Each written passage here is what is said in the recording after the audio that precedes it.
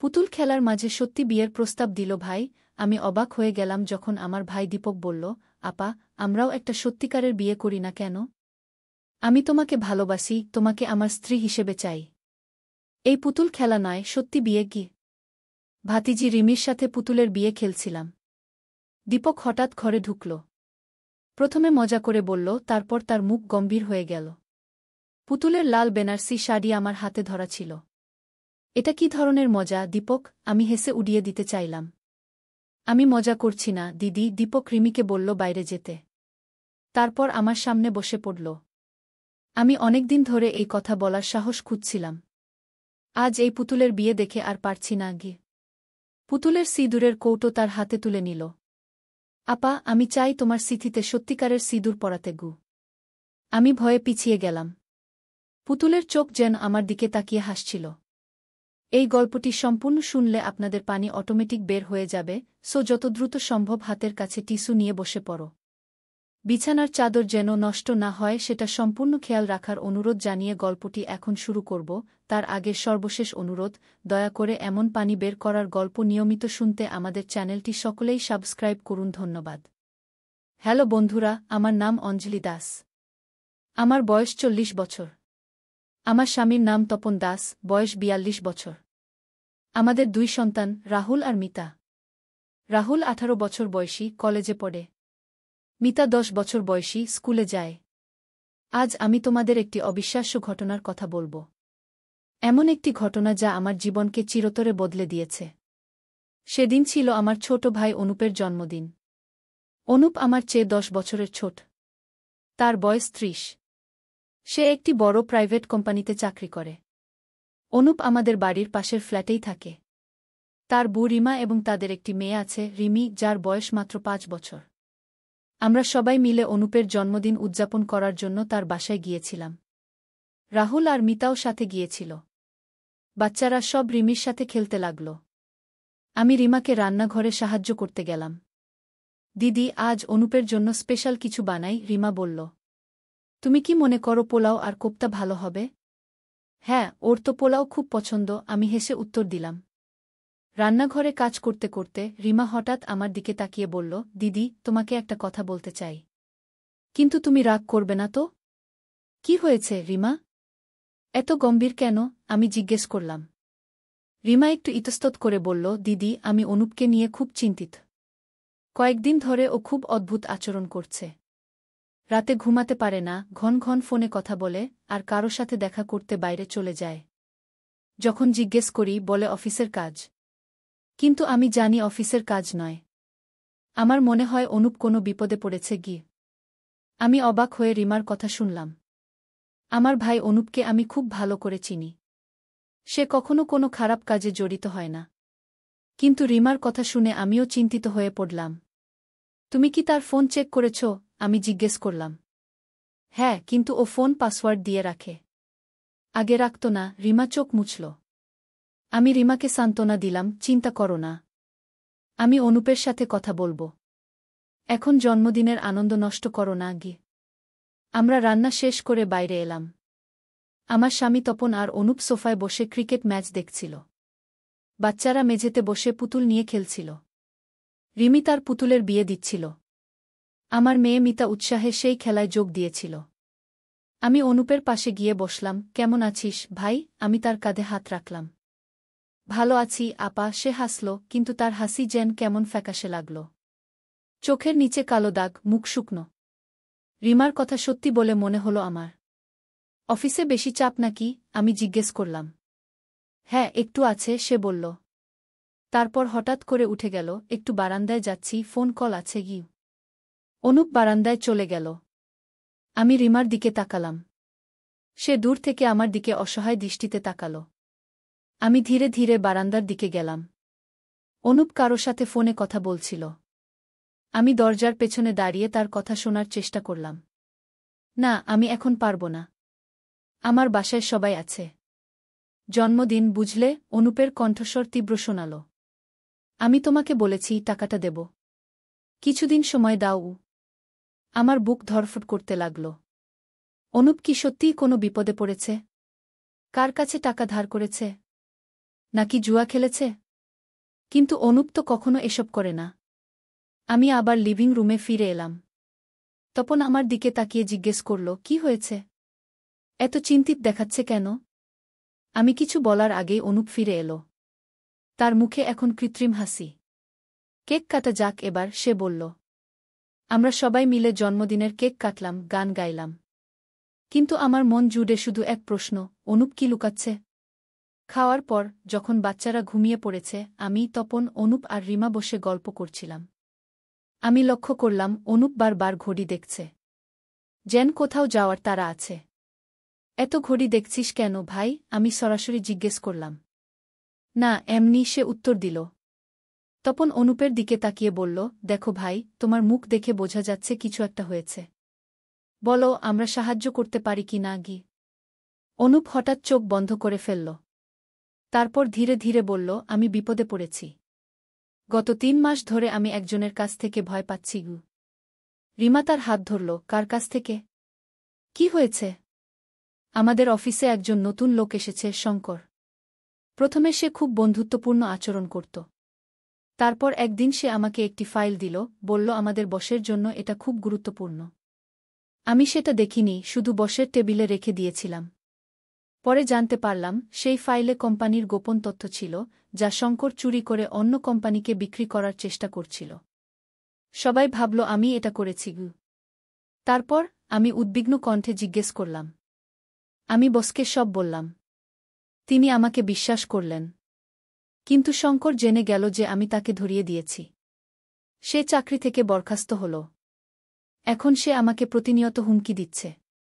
বলছে আমি তার জীবন নষ্ট করেছি, সে আমার পরিবারকে ক্ষতি করবে যদি আমি তাকে 50 লাখ টাকা না দেই গু।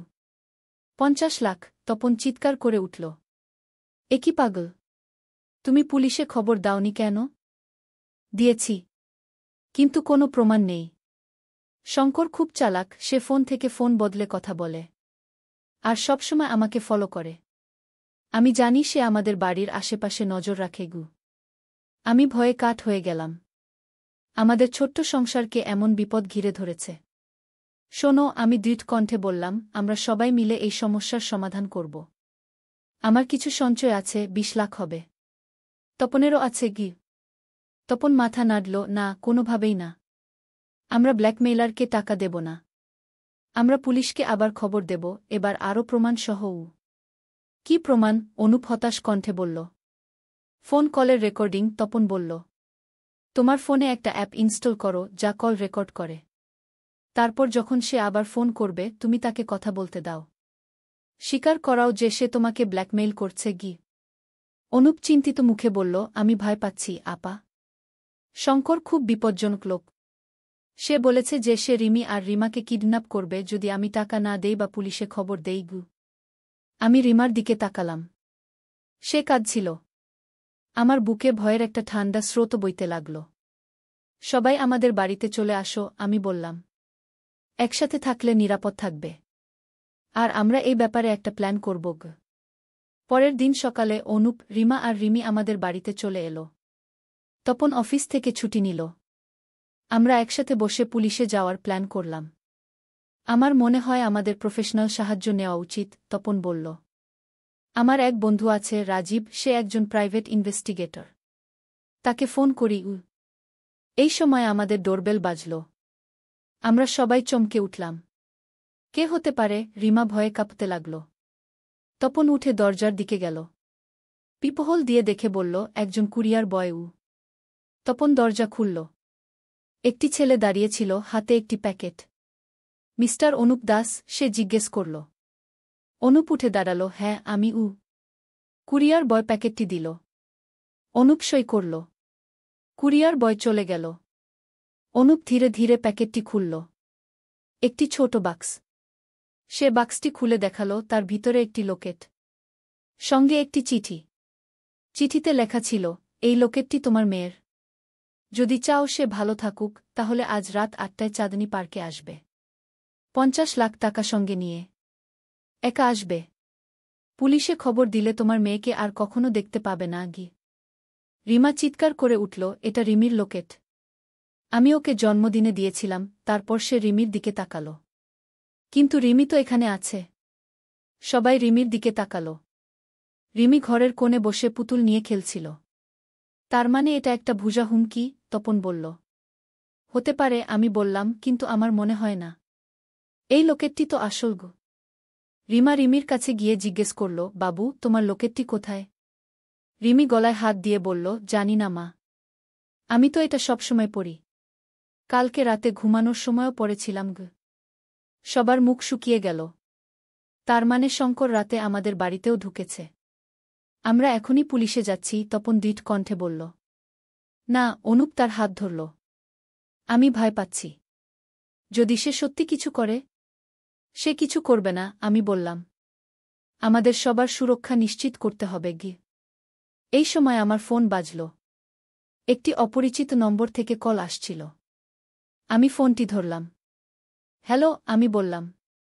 অঞ্জলি দাস, একটি পুরুষের কণ্ঠস্বর ভেসে এল। হ্যাঁ, আমি বলছি। আপনি কে? নাম জানার দরকার নেই। আমি জানি তোমার ভাই অনুপের কী সমস্যা। আমি সাহায্য করতে চাই। আমি চমকে উঠলাম। আপনি কে? শঙ্কর? না, আমি শঙ্করের শত্রু। আমিও শঙ্করের হাতে ক্ষতিগ্রস্ত হয়েছি। আমি তোমাদের সাহায্য করতে চাই। কিভাবে? আমি জিজ্ঞেস করলাম। আমি জানি শঙ্কর কোথায় থাকে, কি করে। আমি তার সম্পর্কে অনেক তথ্য জানি, যা পুলিশকে দিলে তাকে গ্রেপ্তার করা যাবে। আমি তোমাদের সাথে দেখা করতে চাই। আমি তপনের দিকে তাকালাম। মুখ থেকে ফোন থেকে কি কথা হচ্ছে তাকে বললাম। তপন মাথা নাড়ল। আমরা আপনার সাথে কিভাবে দেখা করব? আমি জিজ্ঞেস করলাম। শান্তিনগর পার্কে দুপুর 12টায়। বেঞ্চে একটি লাল বই নিয়ে বসে থাকব। আমি তোমাকে চিনি, ছবি দেখেছি।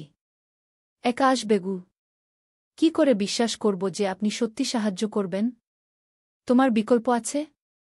শঙ্কর জানে তোমরা কোথায় আছো। সে জানে তোমরা কি করছ। তোমাদের বাচ্চারা বিপদে আছে। তাড়াতাড়ি সিদ্ধান্ত নাও। ফোন কেটে গেল। আমি সবাইকে পুরো কথা বললাম। এটা একটা ফাঁদ হতে পারে, তপন বলল। হ্যাঁ, কিন্তু সত্যিও হতে পারে, অনুপ বলল। যদি কেউ সত্যিই সাহায্য করতে চায়?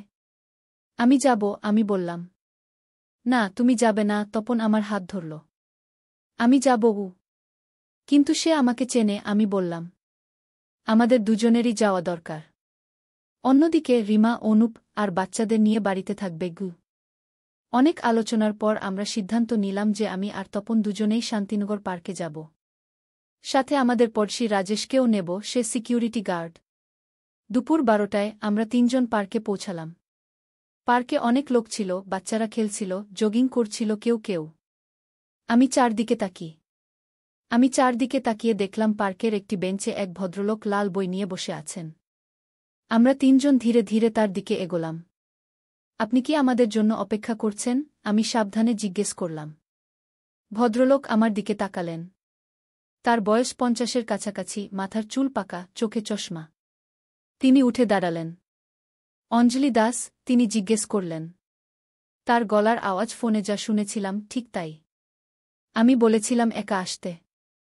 এরা কারা? আমার স্বামী আর আমাদের বন্ধু, আমি জবাব দিলাম। আমি একা আসতে পারিনি। আপনি কে?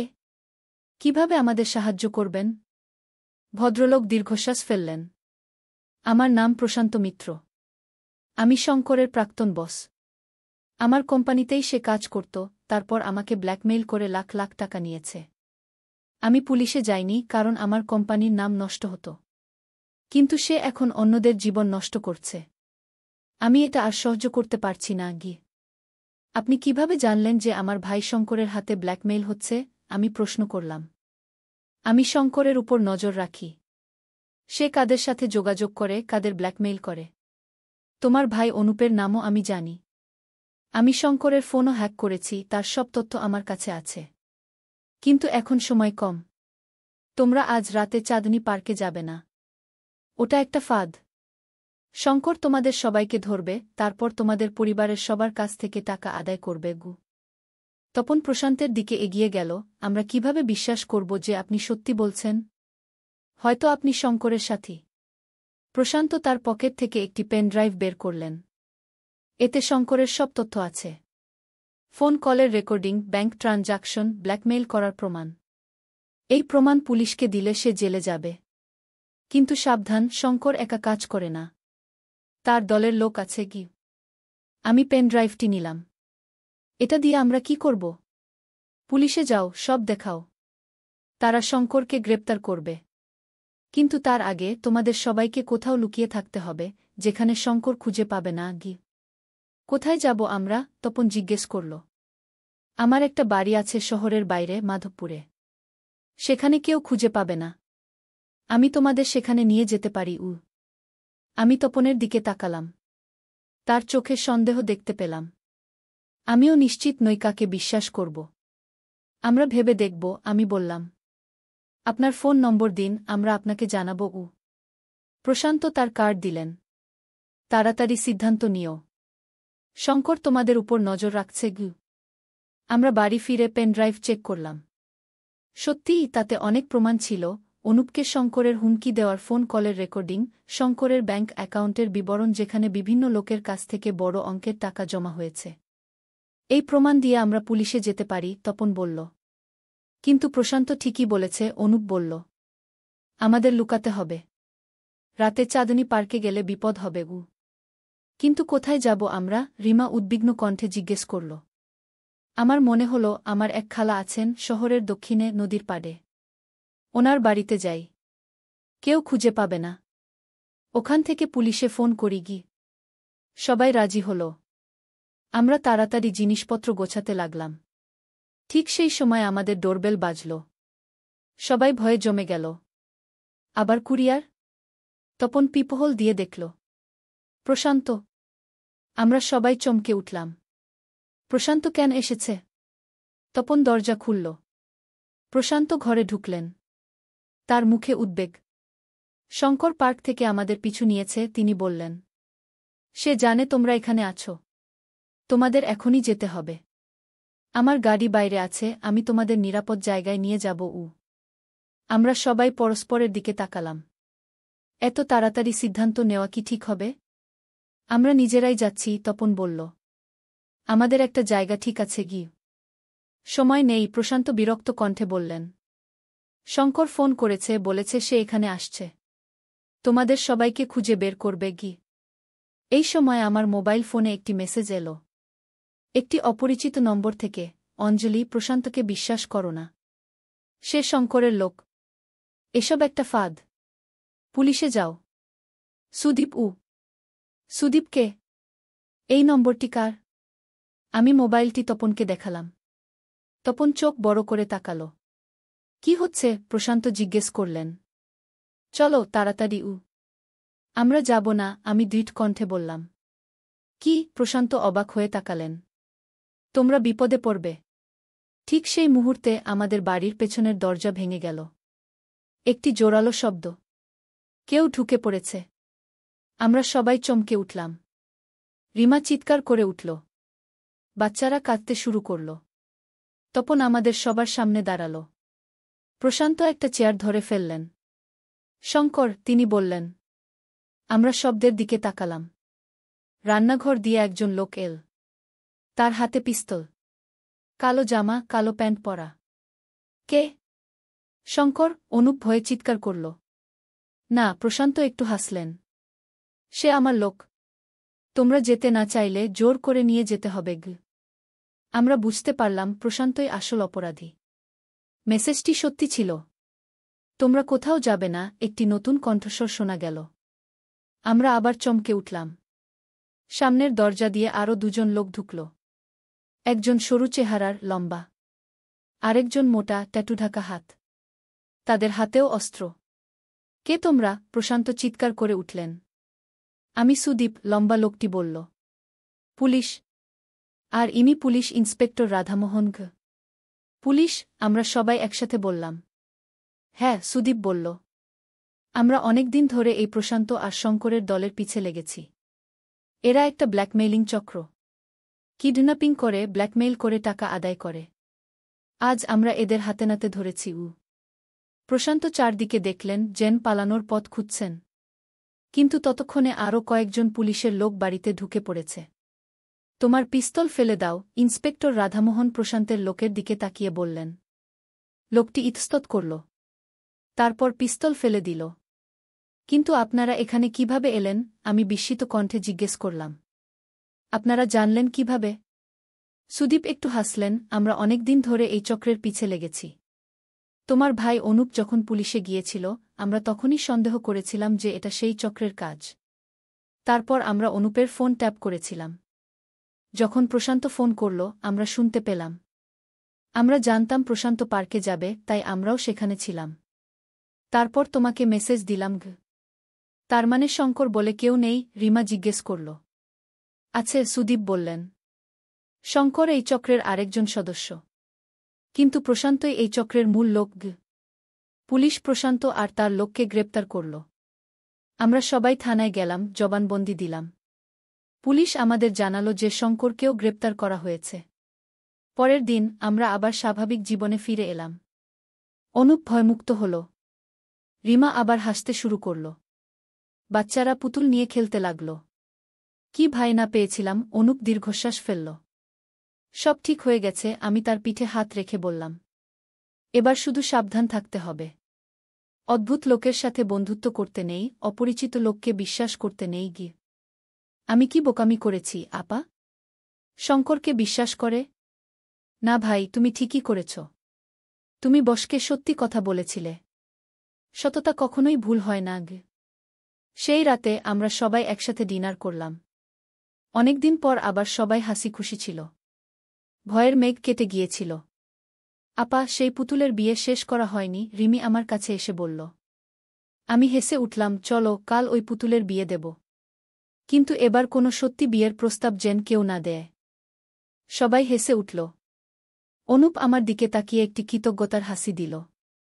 আমি বুঝতে পারলাম আমাদের পরিবারের বন্ধন আরও মজবুত হয়েছে এই ঘটনার পর।